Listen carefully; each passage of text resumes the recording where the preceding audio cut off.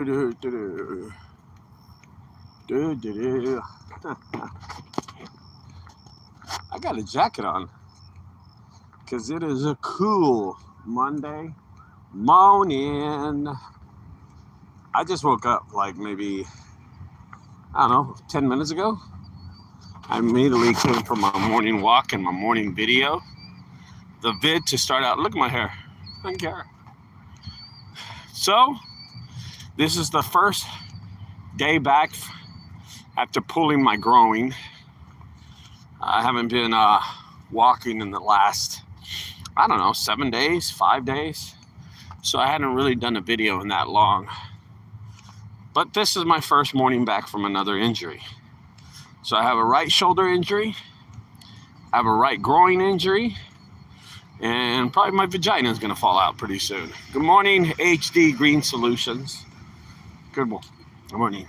So, I thought I'd get on here and do a quick video of something that I talk about with most of my, my listeners. So I always get these conversations on the phone with people. They send me texts. They send me emails. Reducio, what up? They're always sending me little pictures and stuff. LOL, hard on your face, on yourself, Ricardo.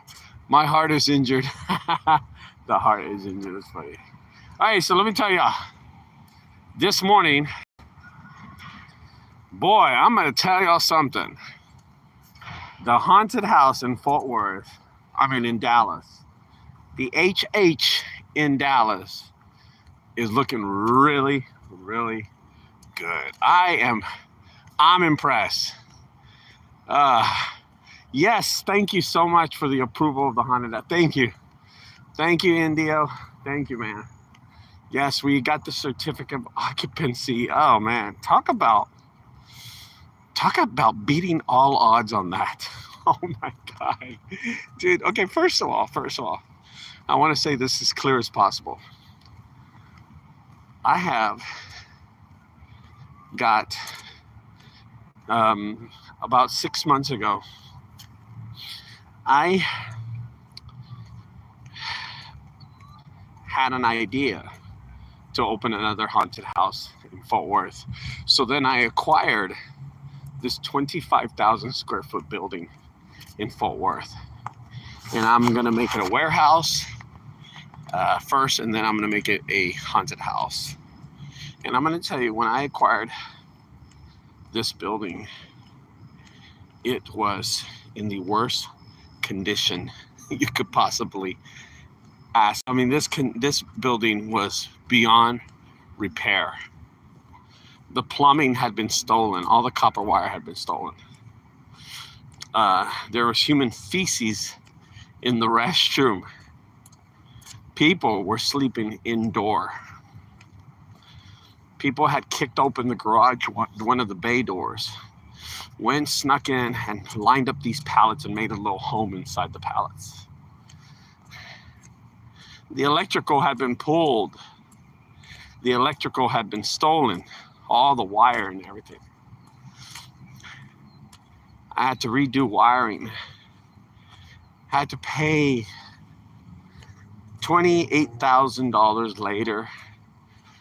And leaks in the building. Oh my God, let's talk about the leaks in the building. There's so many leaks in this building.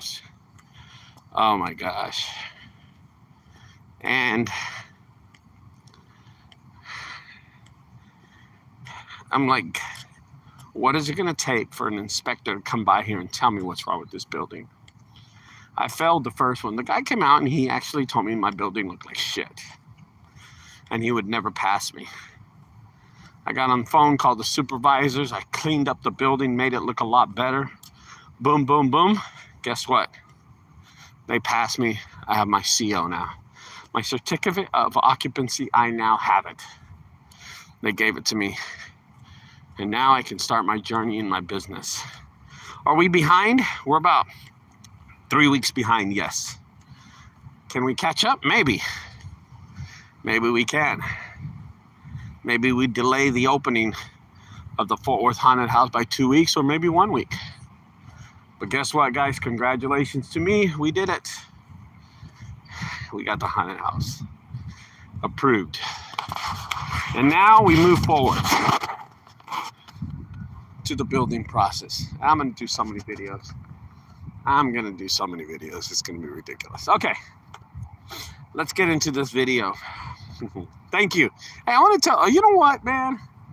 I want to tell thank you to a lot of people. A lot of people who are out there and watch my videos, how supportive y'all are about this. Oh my gosh. I never, like Indio, Carson, Orson, Lonnie, so many more people that I'm not even thinking of. So many that reach out to me and ask me every day about the permit certification and everything. Y'all care about it, and it's crazy because I never thought people would care about something so silly as that. But y'all really do care, and I want to tell you from the bottom of my heart, man, I love y'all guys, man. Thank you so much. I appreciate it so much. Okay, now I want to get into talking to you about pricing, why we make it so difficult to price things. Oh my gosh. Okay. So I guess there's a few ways you can price estimates or just price anything. Like you go listen, I pick up refrigerators for $45. Let's talk about why I do that, okay? I pick up refrigerators for $45 for really a few reasons. First reason is I can use them during my haunted house. So I pick up at $45 and then they pay me and then I put up a wall. Isn't that crazy? Yeah. Okay, so I use that wall to my advantage in my haunted house. And then I pick up another one, and then after about 20 refrigerators, I have a hallway. Just one side of the hallway. Pick up another 20, I have another side of the hallway. Okay, so that's one reason, or one thing I do with the fridges. The second reason, I use it as a way to get my foot in the door to establishing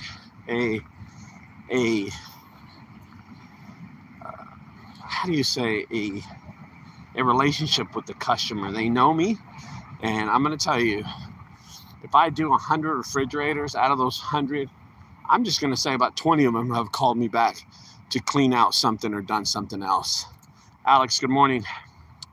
And so I use it for a foot in the door, and then plus it's $45. But let me tell y'all something. I do schedule my days around my jobs first and then refrigerators. So I tell people, okay, I'm going to put you on standby. I'll call you 30 minutes before I show up. I'll call you the day before when I go. If I'm doing a junk removal in that area, I'll go pick up the fridge in that area. They're like, okay, no problem. A lot of people understand. A lot of people understand that. So I just don't go to go pick up the fridge. I usually do it in junk removal in that area.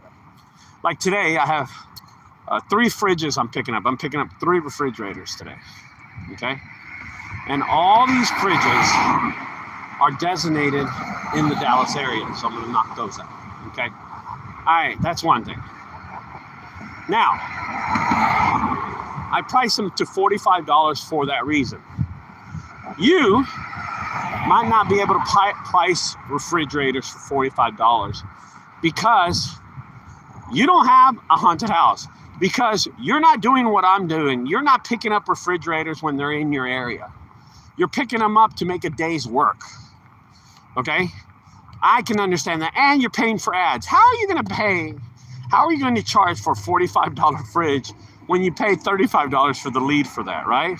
Or you're paying $65, or you're paying thumbtack. It's impossible you do that. Even a trampoline. I understand why people don't do trampolines for $150. Because, I'll tell you why. Because if you're paying for a lead for $60, you're only making $90 off your trampoline, disposing and all that stuff. You're not making any money, so it's not worth it to you. I understand that too. I do really understand that, okay? I get it now. And that's why I'm doing this video. The difficulty of pricing for all us junk removals. Listen, price yourself to what you can afford, guys. You have to price your jobs accordingly to what you have, your bills. Okay, so I'm going to make a suggestion. Let's pretend I drove You know what? Hell with it. Let's pretend I lived in Beverly Hills and I drove the Bugatti. Well, shit, my refrigerators aren't going to be $45. They're going to be $450. Everything's going to be price expensive. I'm going to price everything expensive. Why? Because I have a lifestyle to live. So that's what you have to do. You have to price your refrigerators, your service to what you live. You just can't be making up numbers and think, copying stuff and 1-800-JUNK. And another thing. Don't think that your junk removal service is 1-800-JUNK. You're not 1-800-JUNK. You're far from 1-800-JUNK. You are far from it. You are not even close to it. You are not even close to it. Your sales in a month is what they spend in fuel in their fleet of vehicles in a month, okay? So don't think you are them. I know a lot of people out there that price their vehicles, price their service a little cheaper. A 1-800-JUNK truck is $675. I price mine at $660. Holy shitballs. Oh, shit. Holy cow. What's wrong with this, man?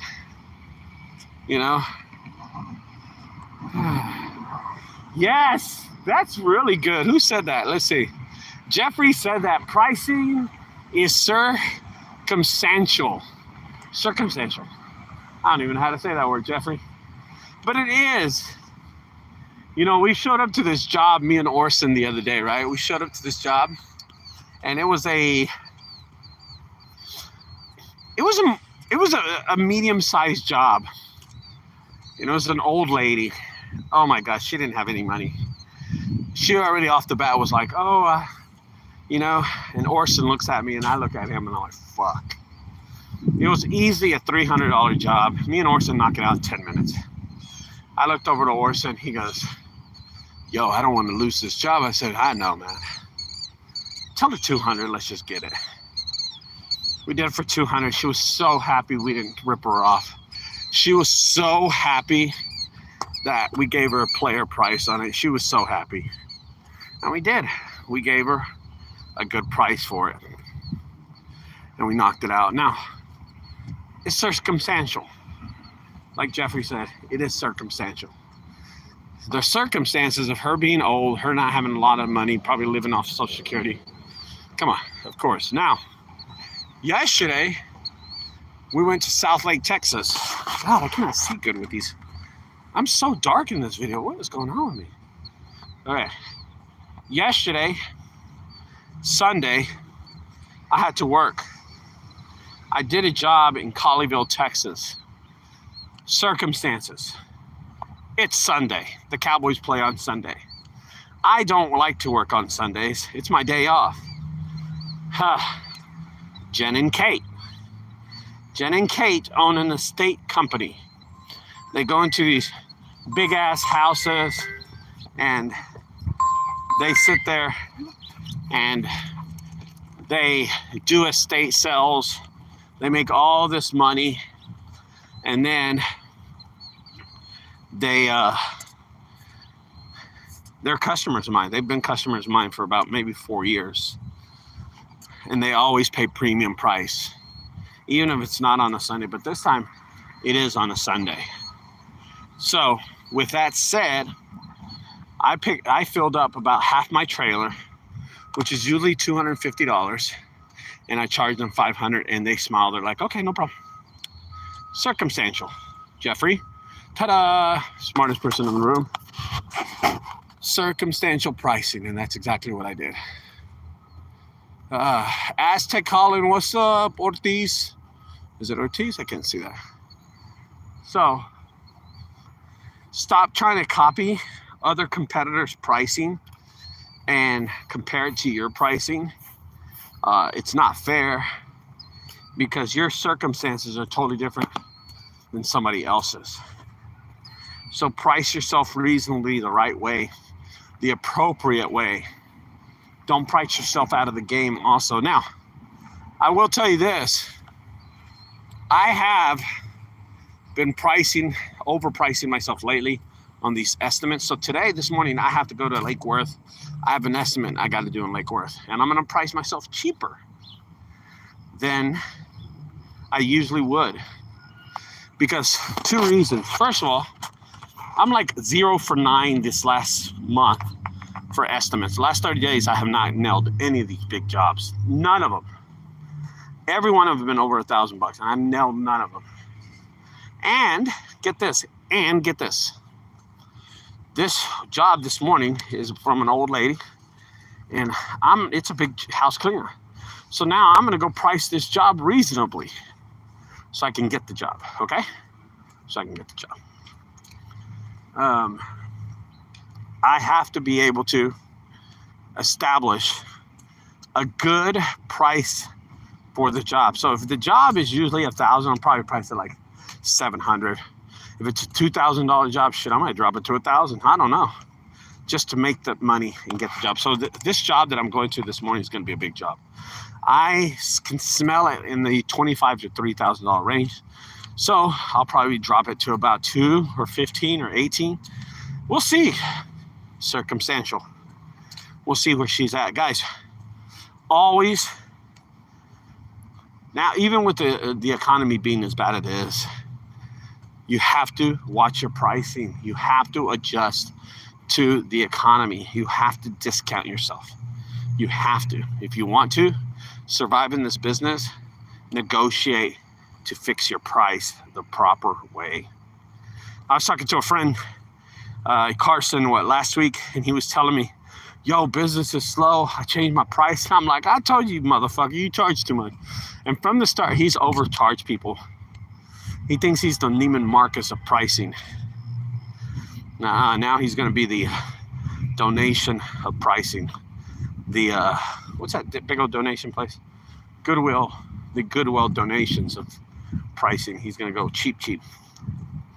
But we all have these circumstances where we have to adjust. And especially now. Oh my God. So yesterday, get this. You know the economy is bad when the price of a Corvette is like $59,000. So I went to a car dealership, not to buy anything, by the way. Not to buy anything. I just went to a car dealership. Not even to price things. And I saw this Corvette on the lot. Brand new Corvette Stingray. And it was a 2023. I went to look at it, and it said, God, what did it say? It said 64.9. And I said, holy shit, man. 6 months ago, that was a $100,000 car. That's how bad the economy is getting, where the car dealers are taking hits left and right. Screw them. They should end. You know, I'll tell you something. I predict car dealerships in the next 10 to 15 years are going to be non-existent. Everything's going to be so online. It's going to be such an online business. I just think they're a dying breed, and the way they rip off people, I think it's inappropriate. So,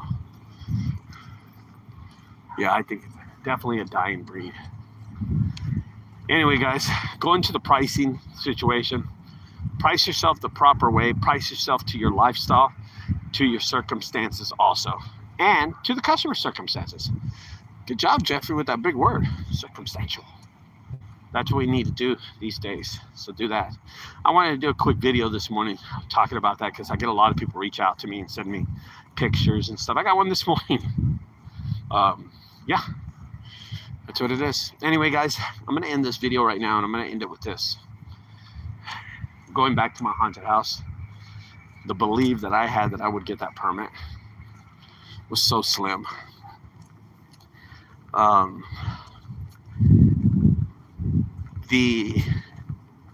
The talk that I had with my mother, I had a talk with my mother, and she was telling me that stop working on this Fort Worth building and go concentrate on your moneymaker, Dallas, because she didn't think I would get the permit for the haunted house.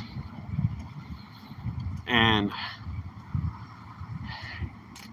my mom, who believes in me and everything, she told me that. She said she didn't think I'd get it. And guess what? I ended up getting it because I believed in it. Thank you, Alex.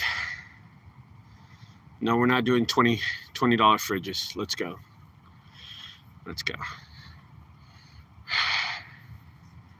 Anyway, I'm going to head out, guys. I'm going to go to do an estimate right now and see if I get it. If not, I'm a loser. See y'all later, guys. Have a great day.